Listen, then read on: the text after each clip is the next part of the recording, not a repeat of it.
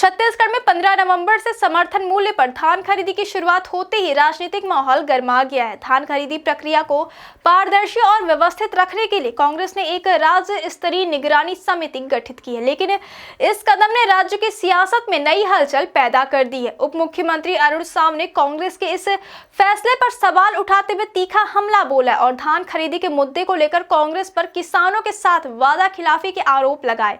उप मुख्यमंत्री अरुण साव ने कांग्रेस के फैसले पर टिप्पणी करते हुए कहा कि कांग्रेस की विश्वसनीयता ही संदिग्ध है, इसलिए उसकी निगरानी समिति का कोई महत्व नहीं है। उन्होंने कहा, कांग्रेस क्या निगरानी करेगी? वही कांग्रेस जिसने किसानों को बोनस का झांसा दिया और पूरा नहीं किया। किसानों को 4-4 किस्तों में भुगतान किया गया। यह पार्टी भरोसे लायक ही नहीं बची। साव ने दावा किया कि सरकार ने धान खरीदी शुरू होते ही सभी केंद्रों में पर्याप्त व्यवस्थाएं सुनिश्चित कर ली हैं। पहले ही दिन 20,000 क्विंटल से अधिक धान खरीदा जा चुका है। उन्होंने कहा कि किसान बिना किसी परेशानी के अपने फसल बेच सकते, इसके लिए प्रशासन पूरी तरह सतर्क है। धान खरीदी पर जवाब देते देते अरुण साव का हमला बिहार चुनाव तक पहुंच गया। उन्होंने कांग्रेस नेताओं के बिहार में प्रचार करने को कांग्रेस की हार का कारण बताते हुए पूर्व मुख्यमंत्री भूपेश बघेल को पनौती कहने तक की टिप्पणी कर दी। साव ने कहा, जहां जहां भूपेश बघेल प्रचार करने जाते वहां कांग्रेस हार जाती है। बिहार में भी यही हुआ।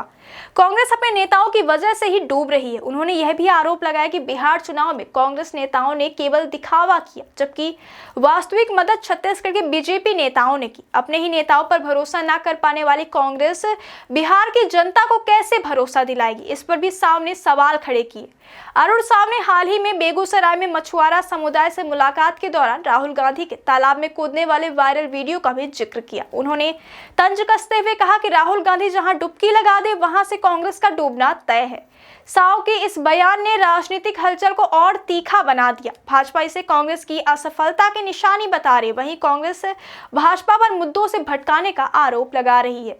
धान खरीदी की शुरुआत के साथ ही दोनों दलों के बीच आरोप प्रत्यारोप बढ़ते दिख रहे हैं। जहां कांग्रेस अपनी निगरानी समिति के जरिए किसानों की समस्याएं हल करने की बात कर रही है, वहीं भाजपा इसे राजनीतिक का साधन बताकर कांग्रेस की नीयत पर सवाल उठा रही है। कुल मिलाकर धान खरीदी का मुद्दा केवल किसान हित तक सीमित नहीं रह गया, बल्कि छत्तीसगढ़ की राजनीति में नया तूफान खड़ा कर रहा है।